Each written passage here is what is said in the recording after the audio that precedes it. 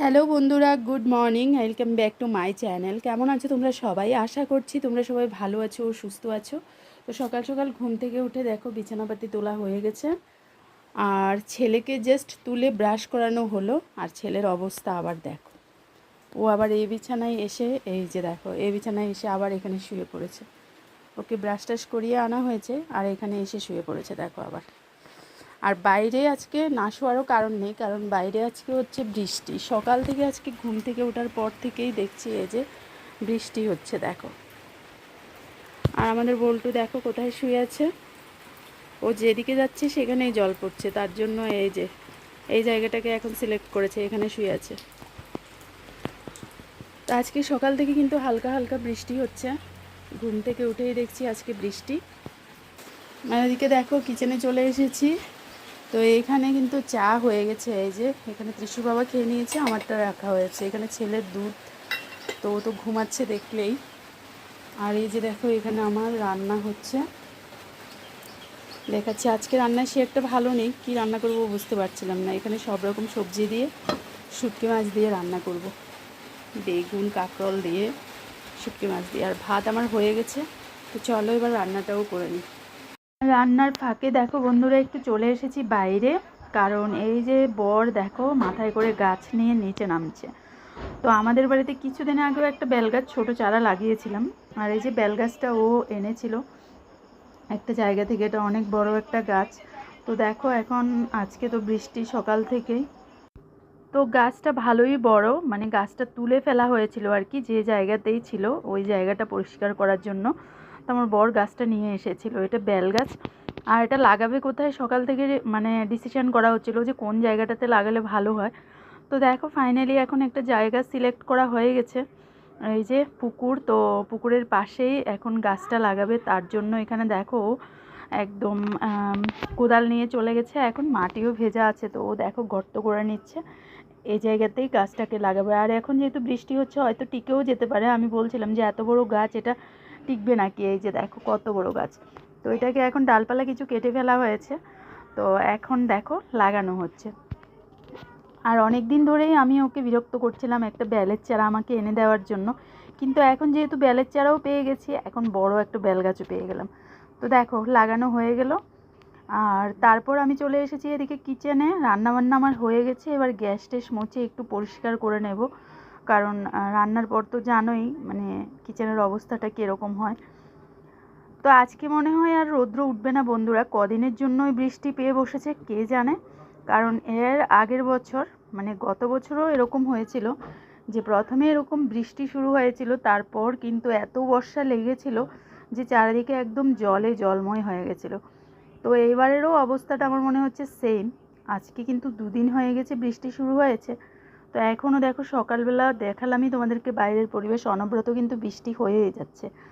তো যাই হোক, বৃষ্টি তুফান ঝড় যাই হোক না কেন কাজকর্ম কিন্তু কোনোটাই মিস যাবে না। তো দেখো এখন গ্যাস ট্যাস পরিষ্কার করে নিই, আর একটু কাজও আছে, দেখি রুমে গিয়ে একটু রুমটা মুছবো। তাছাড়া হলো গিয়ে আমার ড্রেসিং টেবিলের সামনের জায়গাটা প্রচণ্ড নোংরা হয়েছিল, মানে ধুলোবালি জানি না কোথা থেকে এত পড়ে, তো ধুলোবালিগুলো মুছে একটু পরিষ্কার করব। তো এই যে দেখো এখন গ্যাস ট্যাস মুছে আমি চলে এসেছি সোজা রুমে, আর রুমে এসেই এদিকে সোফা টোফাগুলো একটু ঝেড়ে টেড়ে পরিষ্কার করে নেব, কারণ এখন ঘরটা মুছবো। তো ঘরে তো অনেক কর্মই মানে করা হয় আর কি, তো সবগুলো অফ ক্যামেরাই করা হয়ে যায়।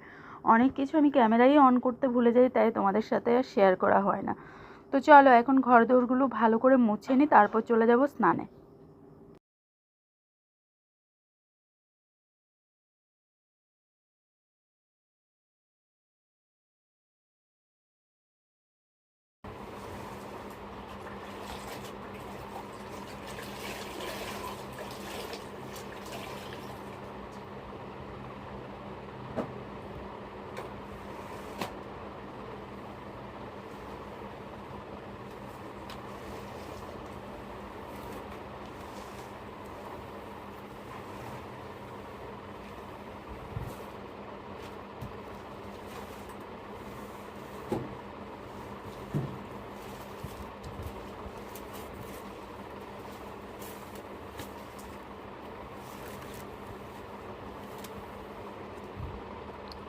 তো বন্ধুরা, হালকা একটু বৃষ্টি বন্ধ হয়েছিল, তার মধ্যেই গিয়ে আমি স্নান দান করে ঘরে চলে এসেছি, আর পুজো টুজো হয়ে গেছে।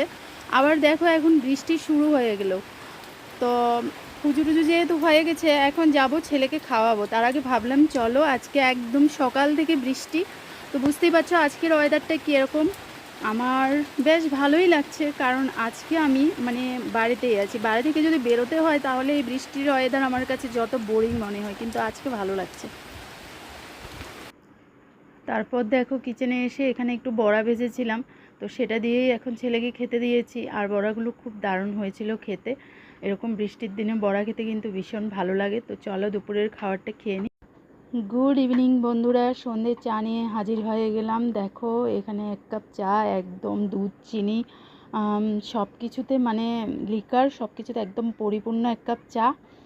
তো সেই চাটা খাওয়ার পর এখানে বরমশাই হলো আজকে রান্না করছে, কারণ আজকে তো বৃষ্টি।